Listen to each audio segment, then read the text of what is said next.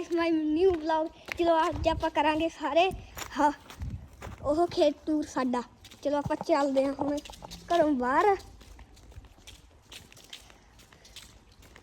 ਅਮੈਸਾਂ ਦੌਰੇ ਹੈ। ਚਲੋ ਹੁਣ ਆਪਾਂ ਚੱਲੀਏ, ਲੈਟਸ ਗੋ। ਹੁਣ ਆਪਾਂ ਬਾਹਰ ਆ ਚੁੱਕੇ ਆਂਗੇ, ਖੇਤ ਦਾ ਗੇਟ ਖੁੱਲ੍ਹਾ ਹੀ ਹੈ। ਚਲੋ ਆਪਾਂ ਚੱਲ ਪੈਂਦੇ ਹਾਂ। ਲੱਕੜਾਂ ਨੇ पूरे कुछ बूटे ने। चलो आप चल पें, आप सारा कुछ दिखावे। चलो पहले हौली हौली ये बैठ के ये है सारा उरे आ गोबर गैस। चलो आप चलिए ध्यान नाल नहीं पता कि जाके गोहे च बची है। चलो आप चलते हैं अगे। ये आ चुके हैं आप खेत च। चलो आप अगे चलते हैं। आ चल रही है मोटर। चलो आप अगे चलते हैं। और ये बैंगनी की सब्जी, अरे गोभी, चौले। चलो आप अगे चलते हैं, उसे टमाटर कोल।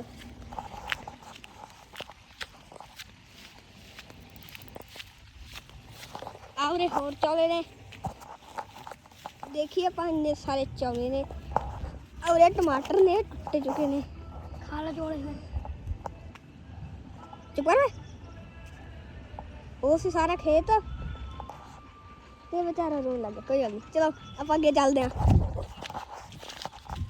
आई ओए घाह बहुत हो रहा है, तुरया भी नहीं आ रहा। गंढे ने वो घर जाता रहा है वो सारे। चलो आप अमरूदा कोल चलते हैं, अमरूद खान। और यार होर बूटे ने, पता नहीं केड़ी सब्जी है। चलो आप अमरूद देखते हैं उत्ते जाके। और कोई अमरूद नहीं हैगा, पर छोटे छोटे ही ने ते आ पत्ते बहुत घैंट ने। चलो आप आगे चलते हैं। हाँ जे तुहानू साडा व्लॉग वधिया लग्गिया तो प्लीज़ लाइक एंड सबसक्राइब जरूर करके जाए। साडा चैनल बहुत डाउन चल रहा है, सो तो बेनती है 1000 लाइक करवा दो तो सबसक्राइबर भी। थोड़े अगे असीं हाथ जोड़ते हैं जी, सारे चैनल बहुत डाउन चल रहे हैं। आ देखो पानी कितना साफ है मोटर का, ये करते पी जीए।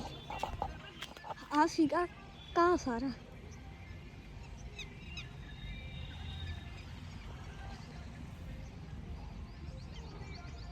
चलो आप अगे चलते हैं।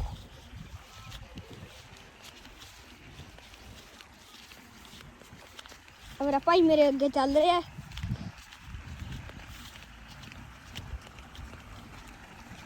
चलो आप अगे हौली हौली चलते हैं।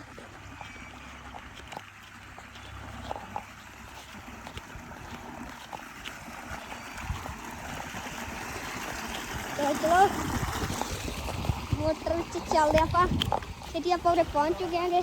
आ सी मोटर ते आ सीगा उहदा पानी, ये सी डग्गी।